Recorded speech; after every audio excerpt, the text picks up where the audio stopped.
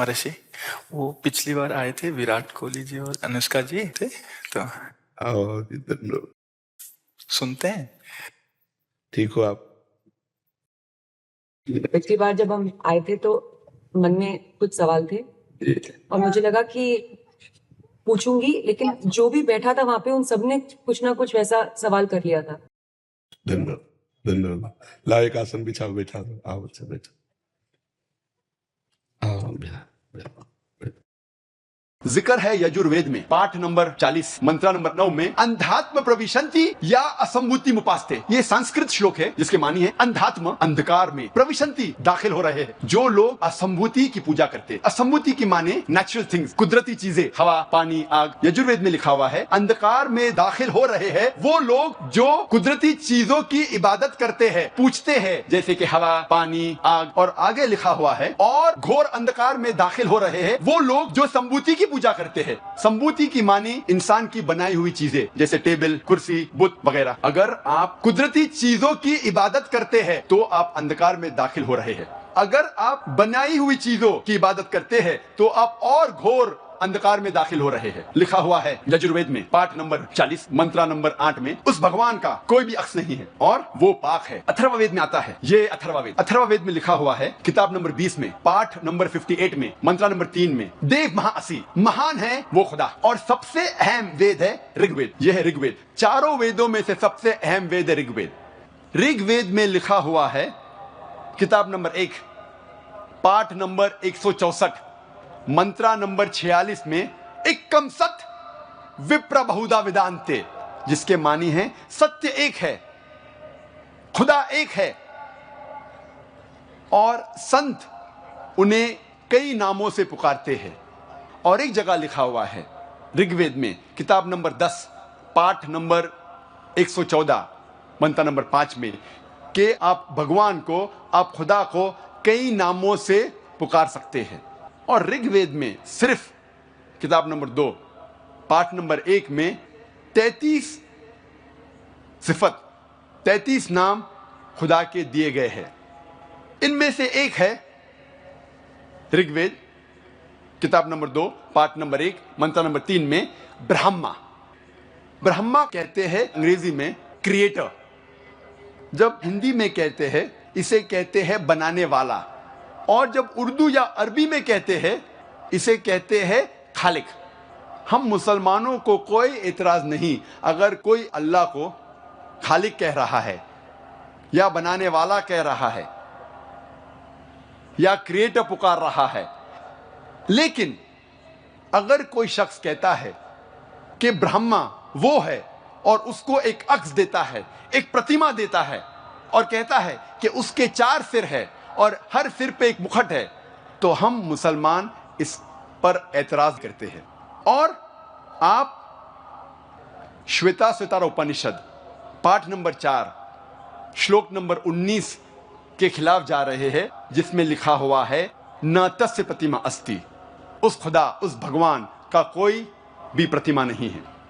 और एक नाम ऋग्वेद किताब नंबर 2 पाठ नंबर 1 मंत्र नंबर 3 में है विष्णु। विष्णु अंग्रेजी में है सस्टेनर, चेरिशर। हिंदी में हम कहेंगे पालने वाला, उर्दू या अरबी में कहेंगे रब। हम मुसलमानों को कोई एतराज नहीं अगर कोई कहता है कि अल्लाह रब है या पालने वाला है या चेरिशर या सस्टेनर है। लेकिन अगर कोई शख्स विष्णु को कोई अक्स देता है, कोई प्रतिमा देता है और कहता है कि विष्णु वो खुदा है जिसके 4 हाथ है, एक हाथ में है चक्रा, दूसरे हाथ में है शंख, और वो पानी पे जा रहा है सांप के ऊपर या हवा में उड़ रहा है गरुड़ा पे, हम मुसलमान इस पर एतराज करते हैं। और आप यजुर्वेद पाठ नंबर 32 मंत्र नंबर 3 के खिलाफ जा रहे हैं, जिसमें लिखा हुआ है न तस्य प्रतिमा अस्ति। उस खुदा, उस भगवान की कोई भी प्रतिमा नहीं है। ऋग्वेद में लिखा हुआ है किताब नंबर 8 पाठ नंबर 1 मंत्र नंबर 1 में मां चिदन यदि संसद, भगवान एक ही है, सिर्फ उसकी पूजा करो, सिर्फ उसकी तारीफ करो। ऋग्वेद में लिखा हुआ है, किताब नंबर 6 भाग नंबर 45 मंत्र नंबर 16 में, या एक इतमुश्ती ही, एक ही खुदा है, एक ही भगवान है, उसकी सिर्फ तारीफ करो, सिर्फ उसकी पूजा करो। और हिंदू धर्म में बुनियादी उसूल, फंडामेंटल क्रीड है, एकम ब्रह्म द्योत्या नास्ते नेहना नास्ते किंचन। भगवान एक ही है, दूसरा नहीं है, नहीं है, नहीं है, जरा भी नहीं है। There is only one God, not a second one, not at all, not at all, not in the least bit. जब हम हिंदू धर्म की किताबों का मुताला करते हैं, हमें पता लगता है हिंदू धर्म में खुदा, भगवान का सही तस्वुर। अब हम तस्किरा करेंगे मजहब इस्लाम में खुदा का तस्वुर, अल्लाह का तस्वुर।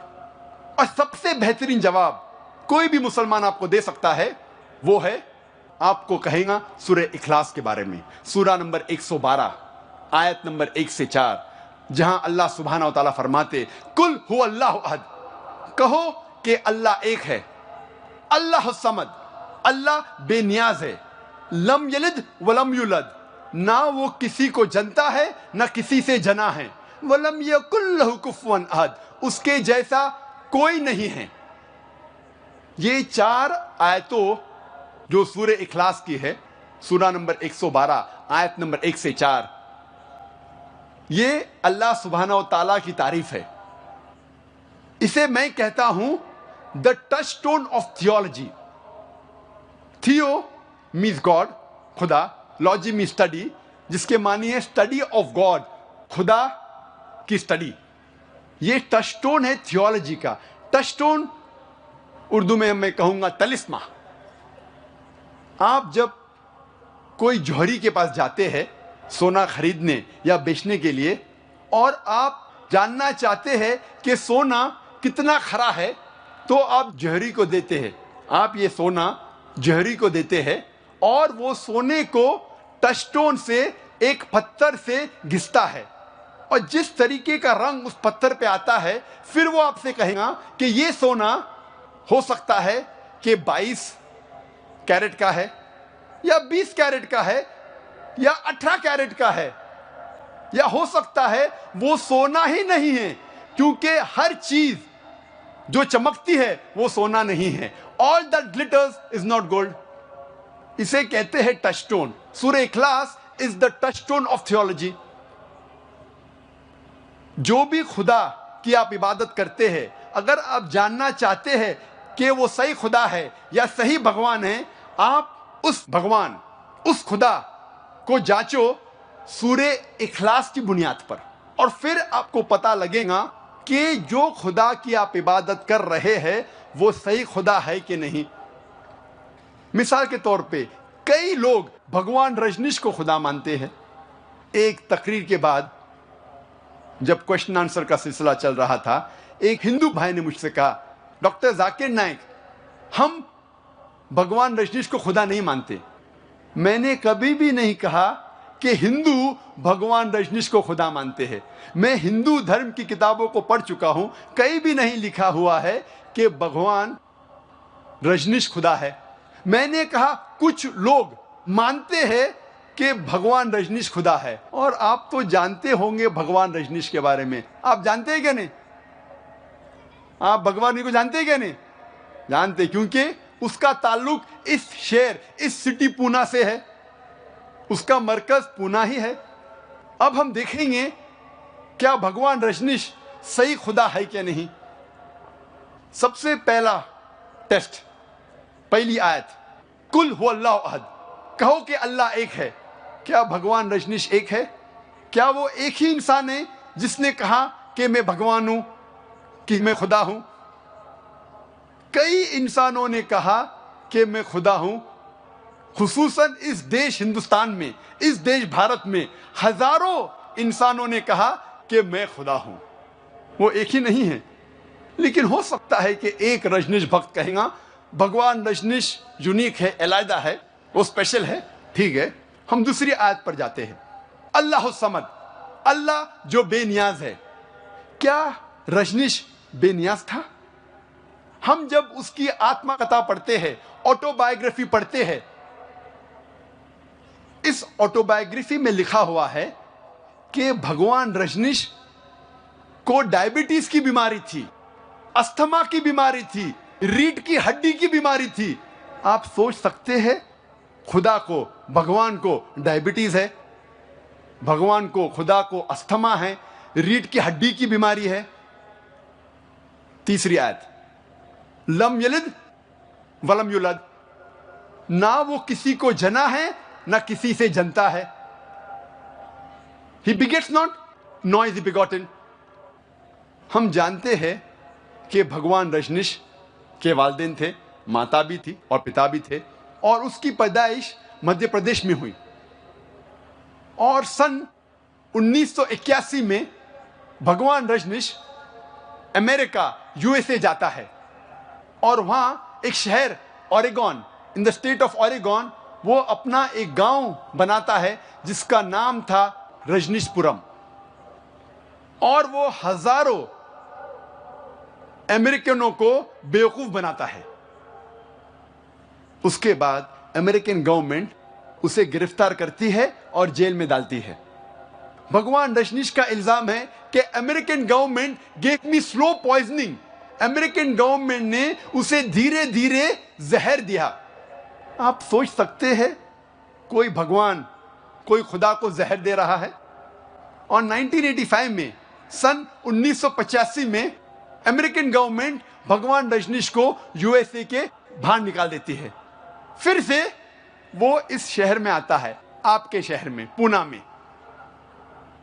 और अपने मरकज ओशो कम्यून, आज उसका नाम है ओशो कम्यून, वो जाता है। अगर आप ओशो कम्यून रजनीश के मरकज जाएंगे, और मैं कई बार जा चुका हूं दावा करने के लिए, माशाल्लाह, आप सोचेंगे क्यों गया था मैं। आप उसकी समाधि पे जाएंगे, उसके टूमस्टोन, उसके तख्ती पे लिखा हुआ है, Bhagwan Rajneesh, Osho never born never died but visited the earth from the 11th of December 1931 to the 19th of January 1990। Osho, ना वो पैदा हुआ ना उसकी मौत हुई, लेकिन इस जमीन पे वो सैर करने के लिए, घूमने के लिए आया था। 11 दिसंबर सन 1931 से लेके 19 जनवरी सन 1990 तक ना वो पैदा हुआ ना मरा, लेकिन दुनिया की सैर करने के लिए आया था। 11 दिसंबर सन 1931 से लेके 19 जनवरी सन 1990 तक उस तख्ती पे, उस टूमस्टोन पे ये नहीं लिखा था कि उसे 21 मुमालिक के वीजा नहीं मिली थी। आप सोच सकते हैं, भगवान खुदा दुनिया पे सैर करने के लिए आए, घूमने के लिए आए, और उन्हें वीजा नहीं मिलता है। और आर्क बिशप ऑफ ग्रीस, उन्होंने कहा कि अगर आप भगवान रजनीश को इस देश से नहीं निकालते हैं, हम उसका घर जलाएंगे और उसके शागिर्दों का घर जलाएंगे। और आखिरी आयत, आखिरी इम्तिहान, वलम यकुल लहु कुफुवन अहद, उसके जैसा कोई नहीं है। अगर हम खुदा को, अल्लाह को किसी के बराबर कर सके, अल्लाह के साथ किसी को बराबर कर सके कायनात में किससे भी, तो वो खुदा नहीं, तो वो अल्लाह नहीं। वलम यकुल लहु कुफुवन अहद, हम अगर अल्लाह के साथ किसी की बराबरी कर सके इस दुनिया में, तो वो खुदा ही नहीं।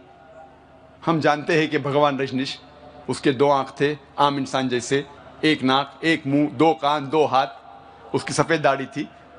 अगर हम खुदा के साथ किसी की बराबरी कर सके इस दुनिया में, इस कायनात में, तो वो खुदा ही नहीं। अगर कोई शख्स कहता है कि भगवान, खुदा आर्नल्ड श्वार्ज़नेगर से 1000 गुना ताकतवर है।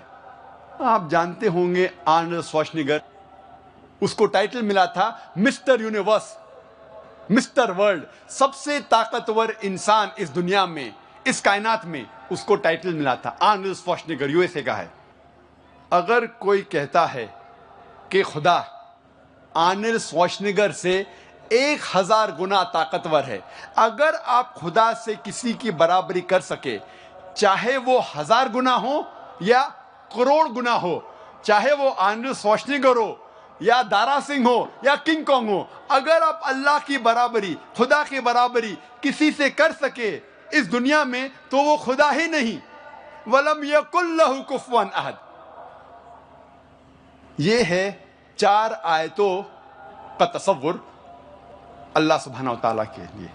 अल्लाह सुब्हानहू व तआला फरमाते हैं सूरह इसरा में, सूरा नंबर 17 आयत नंबर 110 में, जिसकी तिलावत कारी साहब ने की थी, कुलिदुल्लाह अविदुर रहमान अय्यमा तदू फलहुल अस्माउल हुस्ना। चाहे आप पुकारो अल्लाह से या रहमान से, चाहे अल्लाह के नाम से पुकारो या रहमान के नाम से पुकारो, कोई भी नाम से पुकारो, अल्लाह के सबसे बेहतरीन, सबसे खूबसूरत नाम है। और इसका जिक्र सूरह इसरा सूरा नंबर 17 आयत नंबर 110 के अलावा सूरह आराफ सूरा नंबर 7 आयत नंबर 180, सूरह तहा सूरा नंबर 20 आयत नंबर 8 और सूरह अल हशर सूरा नंबर 59 आयत नंबर 24 में भी आता है कि अल्लाह सुब्हानहू व तआला के सबसे बेहतरीन, सबसे खूबसूरत नाम है। आप कोई भी नाम से पुकारो, लेकिन अच्छे नाम से पुकारो, खूबसूरत नाम से पुकारो, वो नाम जो अल्लाह सुब्हानहू व तआला अपने बारे में पुकारना पसंद करता है। और कुरान और हदीस में अल्लाह सुब्हानहू व तआला की 99 सिफत है। No less than 99 attributes have been given to Allah subhanahu wa ta'ala, जैसे कि अर्रहमान, अर्रहीम, अल हकीम, अल खालिक, और सबसे ऊपर है अल्लाह। हम मुसलमान अल्लाह को इस अरबी लफ्ज अल्लाह से क्यों पुकारना पसंद करते हैं? क्योंकि ये लफ्ज अल्लाह जो अरबी है, इसको तोड़ा या मरोड़ा नहीं जा सकता है। अक्सर जितनी भी दिगर ज़बानों में अल्लाह का जो तर्जुमा होता है या जिस दिगर ज़बानों में अल्लाह को बुलाया जाता है, उस अल्फाज को तोड़ा या मरोड़ा जा सकता है। मिसाल के तौर पे अंग्रेजी में हम कहते हैं गॉड, इस लफ्ज गॉड को तोड़ा या मरोड़ा जा सकता है। मिसाल के तौर पे अगर गॉड को हम जोड़ते हैं एस, तो हो जाता है गॉड्स, प्लूरल ऑफ गॉड, खुदा की जमा। अगर हम जोड़ते हैं गॉड को DESS, तो हो जाता है गॉडेस, जिसके मानिए मुअन्नस खुदा। अल्लाह सुब्हानहू व तआला का कोई भी जिन्स नहीं, ना वो मुअन्नस है ना मुज़क्कर है। और अल्लाह एक है, अल्लाह की जमा नहीं है। कुल हुवल्लाहु अहद, कहो कि अल्लाह एक है। अगर हम गॉड को जोड़ते हैं फादर, तो हो जाता है गॉड फादर। इस्लाम में अल्लाह फादर या अल्लाह अब्बा जैसी कोई चीज़ नहीं है, अल्लाह पिता नहीं है। अगर हम जोड़ते हैं मदर, तो हो जाता है गॉड मदर। इस्लाम में अल्लाह मदर या अल्लाह माता या अल्लाह अम्मी नहीं है। अल्लाह एक यूनिक लफ्ज़ है, इसीलिए हम अल्लाह को अरबी में अल्लाह कहना पसंद करते हैं। और इसी तरीके से दिगर ज़बानों में हम कहते हैं देव, देव का हो जाता है देवी, फिर हो जाता है देवता, खुदा का हो जाता है खुदाओ, ईश्वर का हो जाता है परमेश्वर। इस तरीके से जितने भी दिगर ज़बानों में हम पुकारते हैं खुदा को, उसको तोड़ा या मरोड़ा जा सकता है अक्सर, लेकिन अल्लाह एक यूनिक लफ्ज़ है। इसीलिए हम मुसलमान अल्लाह को अल्लाह के नाम से पुकारना पसंद करते हैं। लेकिन जब कोई मुसलमान कोई गैर मुस्लिम से बात कर रहा है और इंग्लिश में अल्लाह के बदले गॉड इस्तेमाल करता है या उर्दू में खुदा कहता है, तो मुझे कोई एतराज़ नहीं है। लेकिन ये मैं कहना चाहता हूँ कि God is not the correct translation of the Arabic word Allah. खुदा अल्लाह का सही तर्जुमा नहीं है, लेकिन मजबूरी के तहत जब आप गैर मुसलमान से बात कर रहे हैं और ये अल्फाज, चाहे वो खुदा हो या गॉड हो, इस्तेमाल करते हैं, तो मुझे कोई एतराज़ नहीं, लेकिन वो सही तर्जुमा नहीं है। और ये लफ्ज़ अल्लाह अहम मज़ाहिबों के किताबों में मौजूद है। चाहे क्रिश्चियनिटी हो, चाहे सिखिज्म हो, हिंदू धर्म की किताबों में भी मौजूद है ये लफ्ज अल्लाह। आप अगर पढ़ेंगे ऋग्वेद किताब नंबर 2 पाठ नंबर 1 मंत्रा नंबर 11 में लिखा हुआ है लफ्ज अल्लाह, खुदा के लिए, भगवान के लिए। इसका तस्करा ऋग्वेद किताब नंबर 3 पाठ नंबर 30 मंत्रा नंबर 10 में भी है। ऋग्वेद किताब नंबर 9 पाठ नंबर 67 मंत्रा नंबर 30 में भी है। और उपनिषद में एक उपनिषद है जिसका नाम है अल्लो उपनिषद। इसीलिए हम मुसलमान अल्लाह को अरबी लफ्ज अल्लाह से पुकारना पसंद करते हैं, वरना नहीं तो आप कोई भी नाम से पुकारिए, लेकिन अच्छे नाम होना चाहिए, खूबसूरत होना चाहिए, वो नाम से जो अल्लाह अपने आप को पुकारना पसंद करता है। अब हम तस्करा करेंगे हिंदू धर्म और अरकान ईमान में रुकन नंबर 2 में क्या यकसानियत है। रुकन नंबर 2 है फरिश्ते। हिंदू धर्म में खुसूसन फरिश्तों का जिक्र नहीं है, लेकिन हिंदू धर्म की किताब आप पढ़ेंगे तो सुपर बीइंग्स का जिक्र है जो वो काम कर सकते हैं जो आम इंसान नहीं कर सकते। और इस्लाम में फरिश्तों को अल्लाह सुब्हाना व तआला ने बनाया है नूर से, रोशनी से। और हर मलाइका का एक खुसूसन मकसद होता है बनाने के लिए, उसको एक काम के लिए, फॉर अ पर्टिकुलर वर्क बनाया गया है। मिसाल के तौर पे जिब्रील अलैहिस्सलाम को अल्लाह सुब्हाना व तआला ने बनाया था वही नाजिल करने के लिए। जब अल्लाह सुब्हाना व तआला वही नाजिल करते थे तब जिब्रील अलैहिस्सलाम वो वही को लेके आते थे अल्लाह से पैगंबर तक। रुकन नंबर 3 है खुदा की किताब। पहले हम तस्करा करेंगे हिंदू धर्म की किताबों के बारे में। हिंदू धर्म की किताबों को 2 हिस्से में बांटा जा सकता है। एक है श्रुति और दूसरी है स्मृति। श्रुति की मानी है समझना, वही इसकी मानी है टू अंडरस्टैंड, टू रिवील। और श्रुति हिंदू स्कॉलर्स के हिसाब से भगवान की किताब है, भगवान के अल्फाज है। और ये 2 किस्म की है, वेद और उपनिषद। और ये सबसे ऊंची है, श्रुति स्मृति से ऊंची है। और हिंदू धर्म के स्कॉलर्स कहते हैं कि ये दोनों भगवान की किताबें हैं। वेद 4 किस्म के हैं, ऋग्वेद, यजुर्वेद, सामवेद और अथर्ववेद। यह है ऋग्वेद, यह है यजुर्वेद, यह है सामवेद। ये 3 वेद पहले आए, उसके बाद आया अथर्ववेद। वेद के मानी है नॉलेज, इल्म। लेकिन कब ये वेद वजूद में आया कोई भी नहीं जानता है। कब, कौन सी तारीख को ये वेद वजूद में आया कोई भी नहीं जानता है, इसमें इख्तिलाफ है। स्वामी दयानंद सरस्वती कहते हैं कि वेद 131 करोड़ साल पुरानी है, लेकिन अक्सर हिंदू स्कॉलर्स कहते हैं कि वेद तकरीबन 4000 साल पुरानी किताब है। ये पृथ्वी के किस भाग में सबसे पहले ये वेद आई ये किसी को नहीं पता। कौन से ऋषि पे नाजिल हुई या किसने लिखा ये नहीं पता। कब, कहां, कौन सी तारीख, किस जगह नहीं पता। इसके बावजूद हिंदू इस वेद को सबसे अहम किताब मानते हैं हिंदू धर्म की, अव्वल, सबसे अहम। अगर कोई भी दूसरी किताब वेद से टकराती है तो मानना चाहिए वेद की बात। फिर दूसरे नंबर पे आती है उपनिषद। उपनिषद के मानी है उपनिषद, टू सिट डाउन नियर, नीचे बैठना।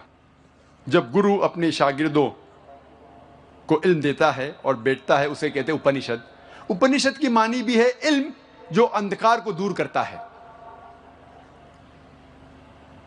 उपनिषद 200 से ज्यादा है, लेकिन भारतीय तहजीब कहती है कि 108 उपनिषद है और अहम उपनिषद है 10, कोई कहता है 18। ये जो है प्रिंसिपल उपनिषद श्री राधा कृष्ण ने लिखी थी, ये कहते हैं 18 अहम उपनिषद है। उपनिषद की मानी मिलती जुलती वेदांता से। वेदांत की मानी वेद के अंत में आना। इसके बाद दूसरे किस्म की किताबों का नाम है स्मृति। स्मृति की मानी टू रिमेंबर, मेमोरी, याद रखना। स्मृति हिंदू स्कॉलर्स के हिसाब से भगवान की किताब नहीं है, स्मृति इंसानों ने लिखी है और स्मृति में लिखा हुआ है किस तरीके से ये कायनात वजूद में आई, किस तरीके से इंसान को जिंदगी बसर करना चाहिए, माशरे के रूल्स एंड रेगुलेशन वगैरह वगैरह। इसे धर्मशास्त्र भी कहते हैं। स्मृति श्रुति से नीचे है। स्मृति श्रुति के बाद आती है, श्रुति और अहम है। स्मृति में हमारे पास जब हम तहकीक करते पता लगता है, स्मृति में है पुराणास, ये पुराना, और एक अहम पुराना है जिसका नाम है भविष्य पुराना। पुराना के मानी ओल्ड, एंशिएंट, पुराना। पुराना संस्कृत और हिंदी में पुराना मतलब ओल्ड, एंशिएंट, पुराना।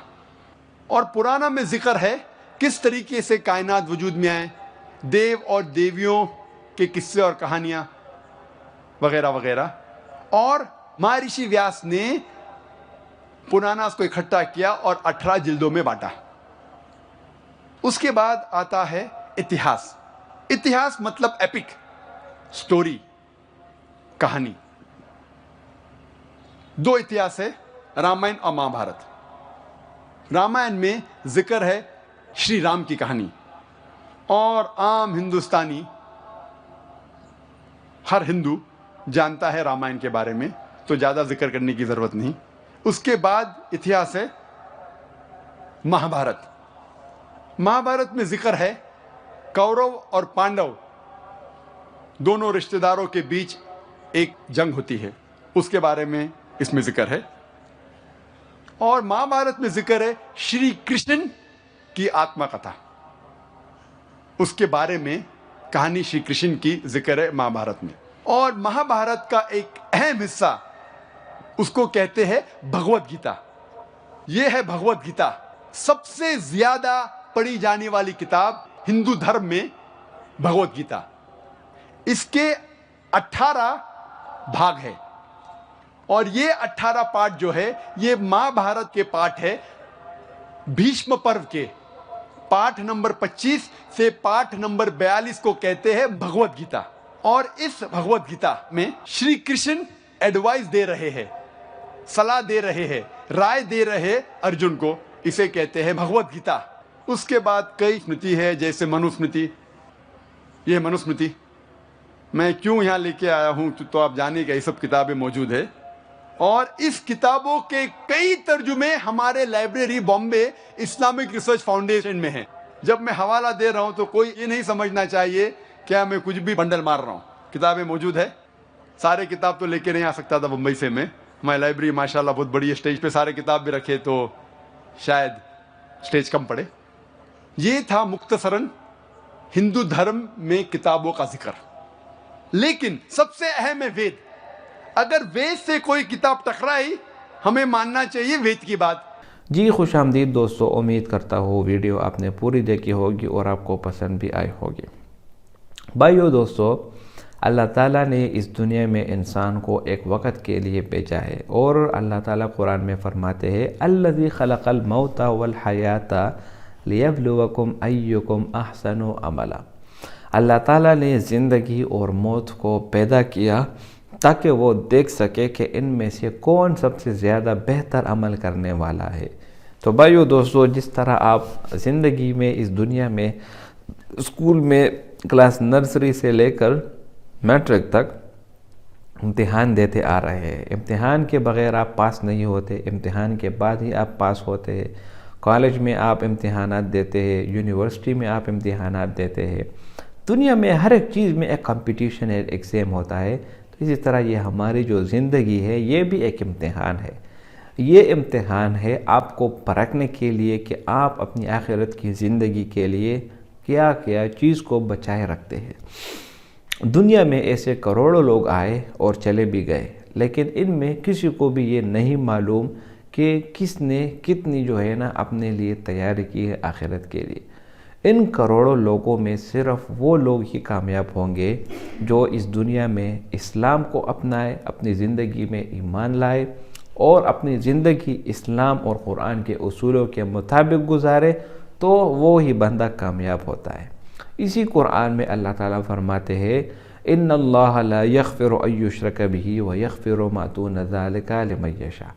अल्लाह ताला हर एक गुनाह को माफ़ फरमा देंगे, लेकिन शिर्क को वो कभी भी माफ़ नहीं करता।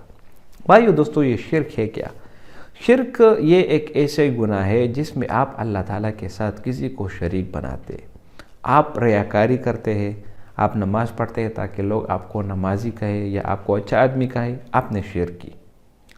आप माल देते हैं, आप ज़कात देते हैं और ताकि आपको आपकी नीयत में ये आए लोग कहे ये बड़ा सखी आदमी है और बहुत अच्छा आदमी है, यहाँ पर भी आपने शिर्क की।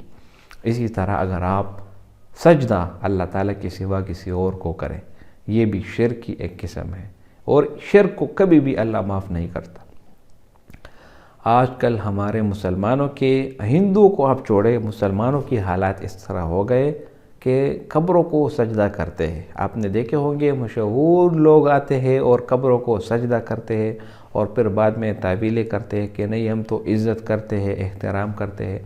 कब्रों को सजदा गाह बनाना ये शिर्क है, ये खुले अल्फाज में एक शिर्क है। लिहाजा इससे अपने आप को और अपने औलाद को भी बचाओ। इस तरह कुरान में अल्लाह ताला फरमाते हैं, या अय्युहल्लज़ीना आमनू क़ू अनफुसकुम व अहलीकुम नारा, अपने आप को और अपने औलाद को जहन्नम की आग से बचाओ। तो इस वीडियो में आपने देखा कि जो विराट कोहली मशहूर क्रिकेटर है और उसकी बीवी है, ये असल में मुसलमान नहीं है, हिंदू है, लेकिन हिंदू मज़हब में भी सजदा करना ये नारवा है, ये गुनाह है, लेकिन ये लोग अपने मज़हब से भी वाकिफ़ नहीं है। इसी तरह इनका एक मशहूर पंडित वो भी आकर सजदा करता है। तो ये सब के सब एक गलत रास्ता है। हिंदुइज़म जो हिंदू लोग हैं ये तो बिल्कुल है ही गलत, लेकिन ये ख़ुद भी अपने धर्म से जो है ना ख़बर नहीं है। उसके बाद डॉक्टर ज़ाकिर नाइक का बयान भी आपने सुना कि अगर ये हिंदू लोग अपनी किताबों को देखें, अपनी किताबों को पढ़े, तो वो फिर डायरेक्ट वो इस्लाम कबूल करते हैं, क्योंकि उनमें वाज़ेह तौर पर लिखा है कि आप जो है ना बुत मत बनाएं, बुतों की इबादत ना करें, किसी और को सजदा ना करें, वग़ैरह वग़ैरह।